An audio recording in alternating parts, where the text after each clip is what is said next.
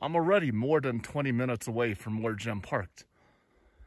If Jim estimated his time and distance correctly, then he has to be near the last point seen. But he was in great physical shape, probably much better shape than I am. You don't know how far he gone. Let me get this clear. Was Jim on a 90-minute hike? If he was on a more than an hour hike with little in the way of supplies, that's really not good. But say he got separated from his wife. Oh no, basically, they separate at a point. A wife goes back to the truck to wait for him, and then he keeps going for some time.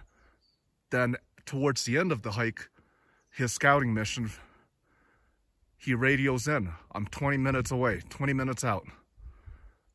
This doesn't make any sense. If there's a fence along my target search area, if there's a fence, that would make no sense. Jim ain't hopping no fence, wandering around, trying to, making a mistake, attempting to take a non-existent shortcut. If it doesn't make sense, we're back to the drawing board. That's a pool of water over there. SAR has deeply searched and cleared these areas. And moreover, literally, there's a trail right here. If Jim had temporarily gone, I don't want to be impolite, privacy call, he's not just going to vanish. He would know the trail is right here. We're trying to search areas to maximize the recovery of Jim Shadid, not search illogically. The goal is recovery, not running around in some place that doesn't make sense.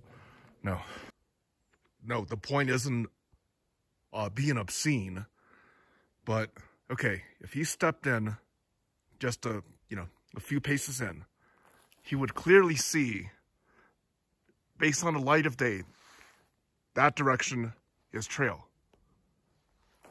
No, if there was a privacy call, no, he's not going to keep going down that way.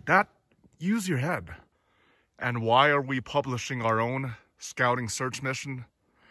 As we have already noted, we don't make money, but that's not the point here. The point is there could be other professionals, such as search and rescue professionals. Maybe a great man like Corbin.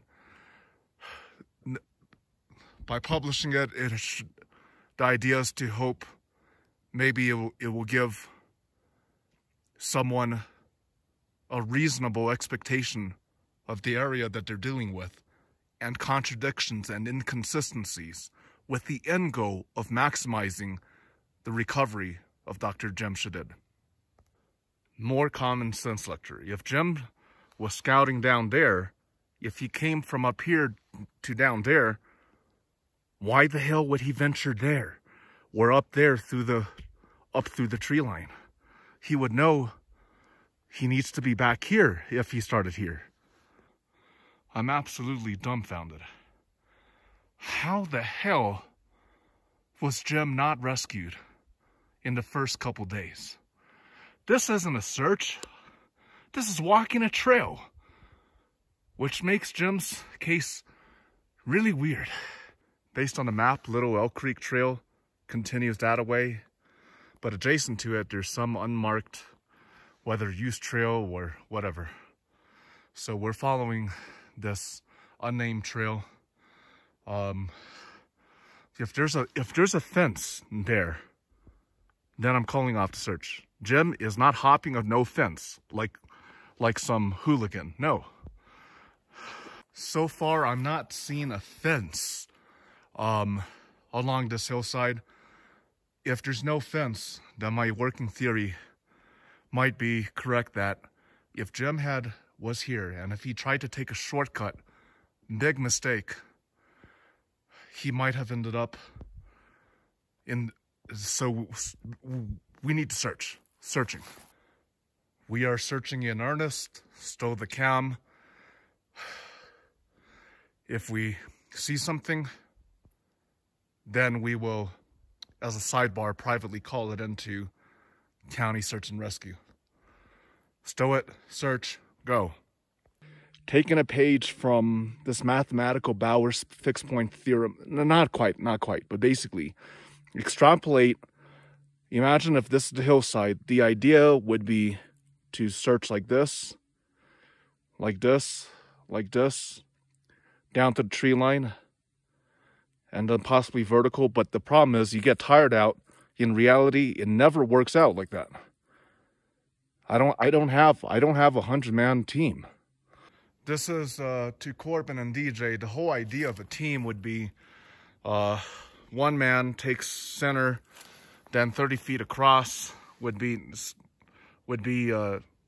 the next person, and then down 30 feet, maybe in visual range, radio contact, live map tracking. It just makes it easier to grid this area. In terms of hiking distances, not great, but when you have to try to search an area, it's a nightmare, absolute nightmare. To the best of my knowledge, I'm searching areas to the best of my knowledge. I don't want to piss SAR off. I'm searching where they have not canvassed. That they canvassed the rim by the tree line and near the trail, but not these midsections. To DJ, there is absolutely no fucking way I'm gonna grid this whole massive hillside in one day. But every search is intended to be the last. I hope to recover him today. So far, no contact, search ongoing. Nothing artificial, no anomalies. Nothing out of the norm. Ongoing search. Keep in mind, we have a highly bright reflective vest on. Proceeding to key target, first target ravine, commencing search on target ravine. I'm going to call this ravine 0. Searching into ravine. We don't want to surprise some wildlife and have a negative encounter. Searching. Searching.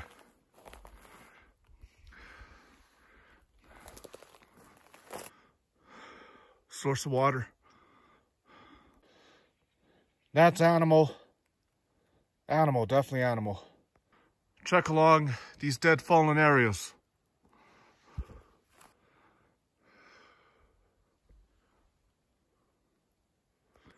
By the authority of the name, the holy name of Jesus Christ, Son of God. These demons, aliens, UFOs, Bigfoots, by the authority of Jesus, scatter and be gone. If there are aliens, demonic beings, tremble and flee before the Father, the Son, and the Holy Spirit. And rest assured, in the event of very extremely rare but negative bear encounters, I got my bear deterrent right here, strapped to the side. Bear spray.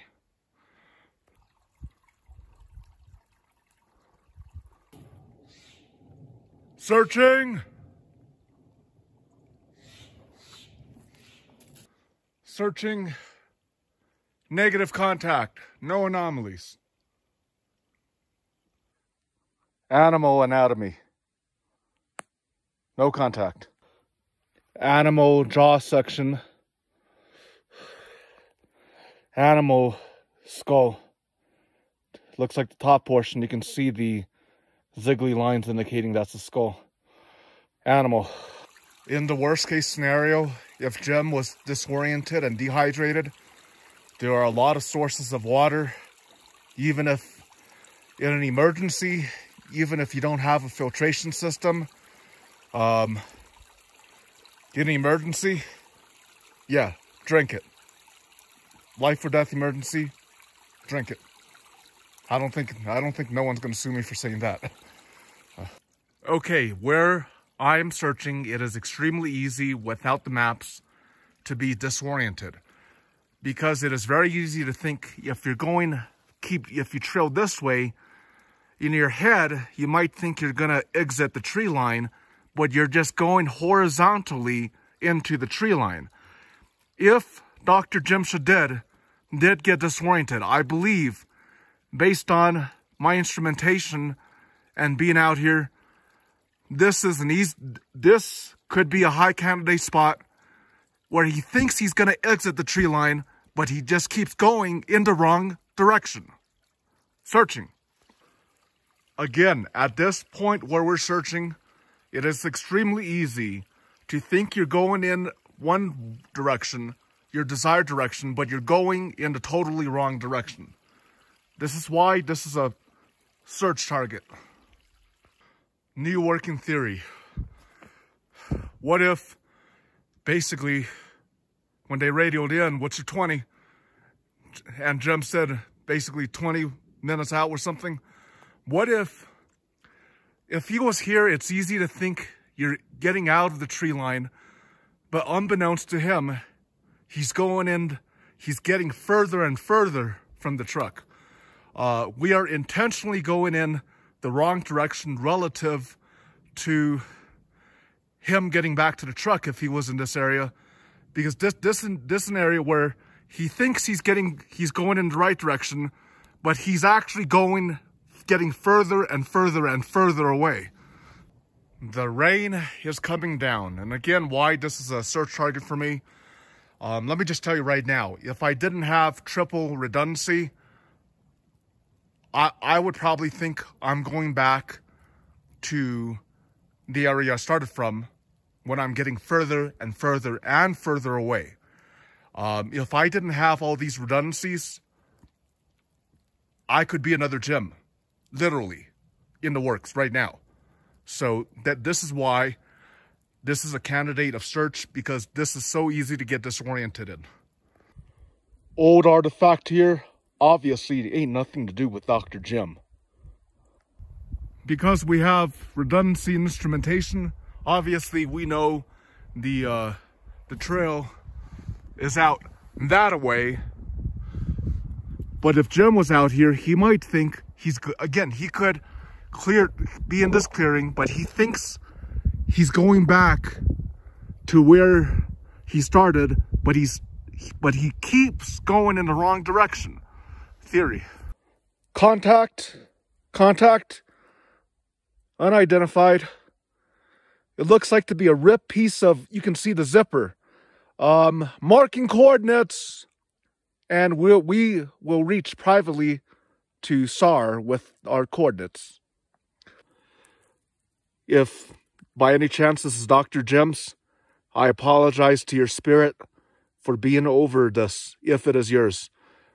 But I need to privately get this into, basically, we're not going to touch anything, move anything, take coordinates in case if this could be of relevance to search and rescue, search and recovery, search and rescue, whatever.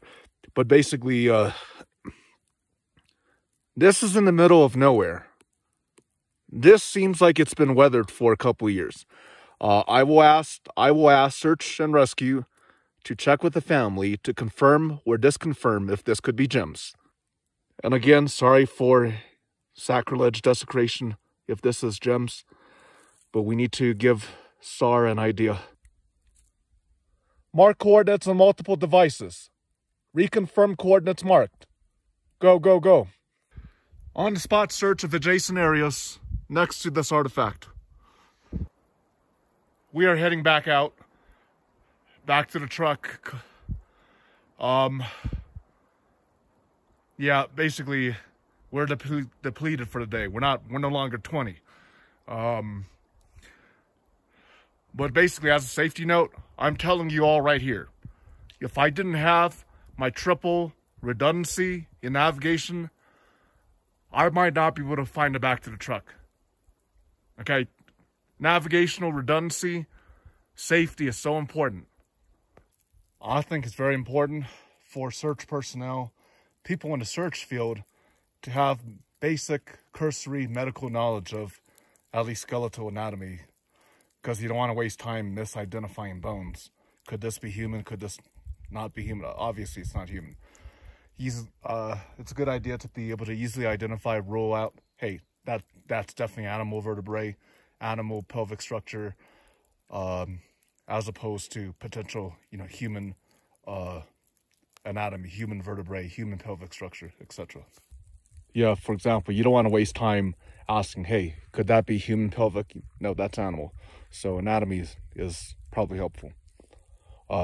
If we saw signs of non-animal anatomy, you wouldn't see it. We would just privately call it in.